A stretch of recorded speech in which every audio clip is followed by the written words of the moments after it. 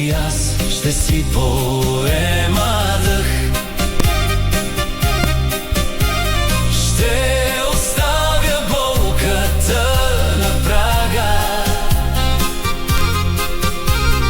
Толкова години бях за всички твърд. Днес душата ми за малко ще избяга.